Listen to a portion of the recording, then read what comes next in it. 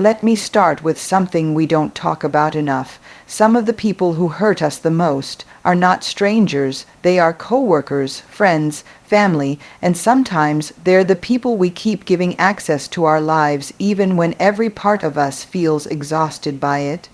Let me begin with something uncomfortable but honest. Most of us don't get hurt by obvious villains. We get hurt by people we keep giving the benefit of the doubt to, the ones we explain away, the ones we tell ourselves are just stressed, didn't mean it, or have always been this way. And slowly, quietly, we start shrinking. We question our reactions. We doubt our instincts. We carry the emotional weight of relationships that were never meant to be carried alone. Toxic behavior isn't always loud or dramatic. Sometimes it's subtle. It's the eye roll when you speak, the silence that punishes instead of communicates, the blame that somehow always lands back on you. And the most confusing part is this: good-hearted people often stay the longest in these dynamics because they believe understanding will eventually turn into respect, but understanding without boundaries becomes self-abandonment. One of the bravest things you can do is learn to name what's happening without attacking the person. When you say to yourself, "This pattern hurts me," you reclaim clarity, and clarity is powerful. It breaks the spell of confusion. You stop asking, "Am I too sensitive?" and start asking, "Why am I tolerating something that costs me my peace?" Boundaries are where that clarity turns into courage. A boundary is simply the distance at which you can love someone and still love yourself. It's not a threat. It's not revenge. It's an act of self-respect. And yes, it will feel uncomfortable, especially if you were taught that being good means being endlessly available. But the truth is, people who respect you won't be offended by your boundaries. They'll recognize them as honesty. Another quiet shift happens when you stop over-explaining. You realize that not everyone needs to agree with your decisions for them to be valid. You don't need to convince someone to treat you better. You simply need to decide what you will and will not accept. There is a deep strength in calm responses, in choosing not to engage in chaos, in walking away from conversations that only exist to drain you. Detachment is often misunderstood. It doesn't mean you stop caring. It means you stop carrying what isn't yours. You can have compassion without proximity. You can wish someone healing without offering yourself as the place where they work out their pain. This is where emotional maturity lives. Sometimes the hardest truth to face is that familiarity is not the same as safety. Just because someone has been in your life for a long time doesn't mean they deserve unlimited access to your heart. Growth asks us to make room for relationships that feel steady, respectful, and kind, even if that means loosening our grip on what's familiar. And finally, there is this choice we all come to sooner or later: approval or self-respect. Toxic dynamics feed on our fear of being disliked. But when you choose yourself, when you honor your worth without apology, something remarkable happens. You stop surviving relationships and start living your life. And that quietly and powerfully changes everything. There comes a moment in many of our lives when we realize that exhaustion isn't coming from doing too much, but from enduring too much, from holding space for people who never seem to hold it for us, from conversations that leave us second, guessing ourselves instead of feeling seen. And the hardest part is that we often normalize this exhaustion because it grew slowly, quietly, over time. Toxic behavior rarely announces itself. It doesn't always arrive as shouting or cruelty.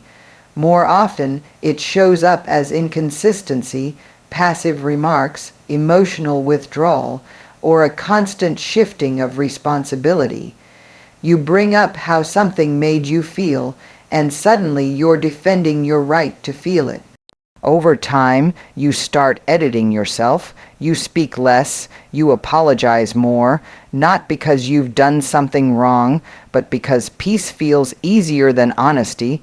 But here's what many people never tell you: peace that costs you your voice is not peace. It's silence dressed up as survival. The moment things begin to change is when you stop asking, "How do I make this person understand me?" and start asking, "Why am I explaining my worth?"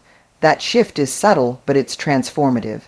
It moves you from reaction to intention, from hoping someone will change to deciding what you need to stay whole.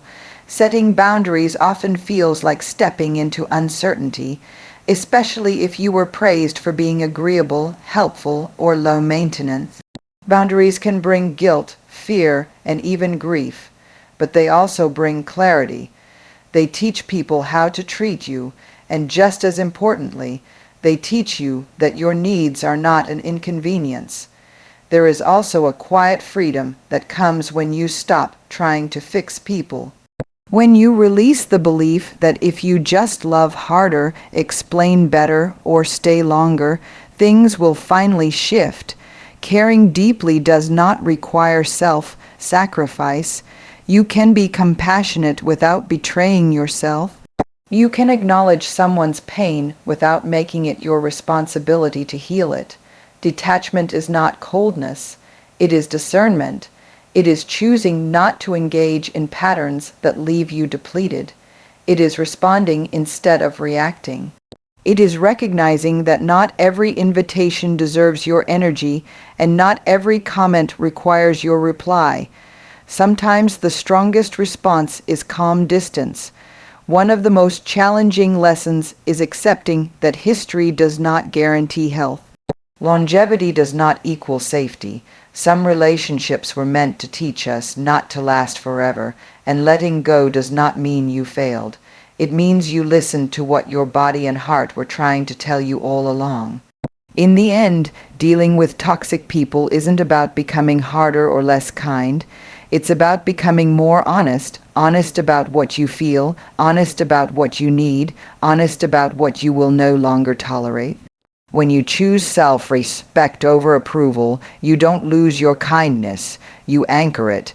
And from that place, you begin to build a life that feels lighter, steadier, and deeply your own. At some point, many of us wake up to a quiet realization. The heaviness we feel isn't coming from life itself, but from the relationships we keep dragging along with us, the conversations that leave us drained. The interactions that make us question our memory, our emotions, our worth. And what makes this especially painful is that we often stay because we care, because we believe loyalty means endurance, because walking away feels like failure. Toxicity doesn't always come wrapped in cruelty. Sometimes it's wrapped in charm. Sometimes it's subtle, polished, even familiar. It's the pattern of being interrupted but never heard, blamed but never apologized to, expected to understand while never being understood. Over time, this kind of dynamic erodes something essential in us, not all at once, but slowly, until we forget what it feels like to be at ease in someone's presence. One of the most important shifts we can make is learning to trust what our discomfort is telling us. Discomfort is not weakness, it's wisdom. It's the body and heart saying, "Pay attention." When something consistently leaves you feeling smaller, more anxious, or less like yourself, that's not something to rationalize away. That's something to respect. Many of us were taught that being kind means being endlessly patient, that love means tolerance at any cost, but kindness without boundaries is a fast path to resentment. Boundaries are not ultimatums, they are expressions of self-trust. They say, "I matter too," and when we begin to live from that place, we stop negotiating our needs in spaces where they're repeatedly ignored. There's also a moment of freedom that arrives when we stop overfunctioning in relationships, when we stop managing other people's emotions, anticipating their reactions, or softening our truth to keep the peace. You learn that your job is not to be palatable, it's to be honest, and honesty, even when it's quiet and calm, carries a strength that chaos never will. Letting go of the need to fix others can feel like grief, because it means accepting that love alone cannot change someone who isn't willing to change themselves. And that's not a failure on your part. That's reality. Compassion does not require self-sacrifice. You can hold empathy and still choose distance. You can care deeply and still say, "This is where I stop." One of the hardest lessons is realizing that time invested does not obligate future access. History explains a relationship, but it doesn't justify harm. Growth often means choosing relationships that feel respectful and reciprocal over ones that are merely familiar. That choice takes courage. In the end, dealing with toxic people isn't about hardening your heart. It's about strengthening your sense of self. When you choose self-respect over approval, you don't lose connection. You create space for healthier ones, and slowly, gently, you begin to feel lighter, not because life got easier, but because you finally stopped carrying what was never yours to hold. There is a quiet moment of clarity that many people reach, often after years of trying, fixing, and forgiving. It's the moment you realize that the ache you carry isn't from loving too deeply, but from staying too long in places where your love is not met with care. This realization doesn't arrive with anger, it arrives with tiredness, a deep bone-level fatigue that says something has to change. Toxic dynamics rarely begin as obvious harm, they often begin as small compromises. You let one comment slide, you excuse one broken promise, you tell yourself it's not worth the conflict, and slowly those compromises turn into habits. You start shrinking your needs, softening your truth, and carrying emotional responsibility that was never yours to hold. The danger isn't just what the other person is doing, it's what you stop doing for yourself. One of the most courageous acts is learning to listen to your inner response, not the loud voice of fear, but the steady voice of knowing. The one that notices how your body tightens before certain conversations. The one that recognizes the difference between feeling challenged and feeling diminished. That voice is not dramatic, it is wise. And ignoring it for too long creates distance between who you are and who you're pretending to be. Boundaries often get misunderstood as rejection, but they are actually an invitation to honesty. They say, "This is where I end and you begin." They are not about controlling others, they are about taking responsibility for yourself. Setting a boundary may cost you approval, but it gives you integrity, and integrity is what allows relationships to be sustainable rather than draining. There is also profound relief in releasing the belief that you must explain yourself into being respected. Not everyone is willing or able to hear you, and that doesn't mean you need to speak louder or longer. Sometimes clarity looks like simplicity, a calm decision, a quiet withdrawal from patterns that harm you. You learn that your peace does not require permission. Detachment is another misunderstood concept. It's not indifference, it's discernment. It's choosing not to participate in cycles that rely on your emotional labor to continue. You can care about someone's story without making it your burden. You can wish them well without sacrificing your well-being. This kind of detachment doesn't harden you, it steadies you. Perhaps the hardest part is accepting that some relationships are rooted in history, not health. Time spent does not automatically equal trust earned. Growth often requires grief, the grief of letting go of what you hoped a relationship could become, but grief also makes room for connection that feels mutual, room for conversations that don't leave you questioning your worth. In the end, dealing with toxic people isn't about becoming less kind, it's about becoming more honest with yourself. When you choose self-respect over approval, you reclaim your energy, your voice, and your sense of wholeness. And from that place, you don't just survive relationships, you begin to build a life that feels aligned, grounded, and truly your own. There is a kind of exhaustion that doesn't come from being busy, but from being emotionally overextended. It's the tiredness that follows conversations where you're not really heard, relationships where you're always adjusting, and situations where your needs feel like an inconvenience. Many people live in this state for years without realizing that what they're calling loyalty is actually self-neglect. Toxic dynamics don't usually begin with cruelty, they begin with imbalance. One person gives the benefit of the doubt again and again, while the other takes it without reflection. Over time, you start to question yourself, you replay conversations, you wonder if you're asking for too much, and slowly you learn to lower your expectations, not because you want to, but because it feels safer than being disappointed. The turning point often arrives quietly. It's the moment you recognize that love should not require you to abandon yourself, that your feelings are not something to manage away, but signals pointing toward truth. Discomfort is not a failure of resilience, it's an invitation to honesty. When something consistently leaves you feeling drained or diminished, that's not something to power through, that's something to pay attention to.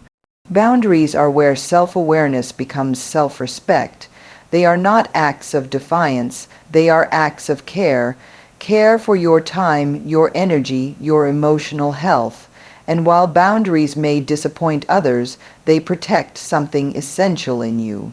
They teach you that your worth is not dependent on how much you tolerate. There's also a deep shift that happens when you stop overfunctioning in relationships, when you stop anticipating reactions, smoothing conflicts before they happen, or carrying guilt that doesn't belong to you. You begin to understand that you are responsible for your behavior, not for managing how others feel about it. This realization is freeing, but it can also be lonely, because it asks you to stand in your truth without guarantees. Letting go of the urge to fix others is one of the hardest lessons, especially for those who lead with empathy, but compassion does not require self-sacrifice. You can acknowledge someone's struggles without making them your assignment. You can care deeply and still choose distance. Healing is not something you can force on another person, no matter how much you love them. One of the most challenging truths is that familiarity often masquerades as safety. Just because a relationship has lasted a long time doesn't mean it's healthy. Growth sometimes means releasing what's known in order to make space for what's nourishing. This choice requires courage, and it often comes with grief. But it also comes with relief. In the end, dealing with toxic people isn't about becoming colder or more guarded. It's about becoming more aligned. When you choose self-respect over approval, you don't lose connection, you refine it. You begin to build relationships that feel mutual, steady, and kind. And in doing so, you return to yourself with a clarity that feels like coming home. There is a moment that arrives quietly, often when no one else is watching, when you realize that what you've been calling patience is actually endurance. You're not growing anymore, you're surviving. You feel it in the way your shoulders tense before certain conversations, in the way you rehearse your words so carefully, hoping this time you'll be understood. That moment isn't weakness, it's awareness. And awareness is always the beginning of change. Toxic relationships rarely collapse all at once. They wear us down gradually, a comment here, a dismissal there, an apology that never comes.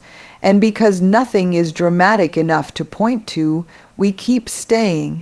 We tell ourselves we're being compassionate, loyal, mature, but slowly we start to disappear. We stop saying what we really feel. We shrink our needs to fit someone else's comfort, and that quiet erasure costs more than we realize. One of the hardest truths to accept is that being kind does not mean being available to harm. Kindness without self-respect becomes self-betrayal. When something consistently leaves you feeling anxious, confused, or smaller than you are, that's not love asking you to try harder. That's your inner wisdom asking you to listen. Discomfort is data. It's information meant to protect you, not shame you. Learning to set boundaries often feels terrifying, especially if you were taught that your worth comes from being agreeable. Boundaries can feel like rejection to others and sometimes even to yourself, but boundaries are not about pushing people away. They are about staying connected to who you are. They say, I value this relationship enough to be honest, and just as importantly, I value myself enough to stop pretending. There is also a profound shift that happens when you stop explaining yourself in circles, when you realize that respect cannot be negotiated into existence. You don't need to convince someone to care. You don't need to justify your feelings. Sometimes the most powerful thing you can do is make a clear decision and stand by it quietly. Peace doesn't always look loud. Sometimes it looks like stepping back. Detachment is not cruelty, it's discernment. It's choosing not to engage in patterns that require you to abandon yourself to maintain connection. You can have empathy without proximity. You can understand someone's pain without offering yourself as the place where it gets processed. This kind of detachment doesn't harden your heart, it steadies it. Perhaps the most painful realization is that history does not equal obligation. Time invested does not guarantee safety. Some relationships were meant to teach us, not stay with us forever. Letting go doesn't mean you didn't love deeply. It means you finally loved yourself enough to stop bleeding in silence. In the end, dealing with toxic people isn't about becoming less open or less caring. It's about becoming more honest. Honest about what you feel. Honest about what you need. Honest about what you can no longer accept. When you choose self-respect over approval, you don't lose your softness. You protect it, and from that place, you begin to live with a steadiness that feels like truth. Let me leave you with this. You are not too sensitive. You are not too much. And you are not difficult for wanting respect. You are allowed to choose peace.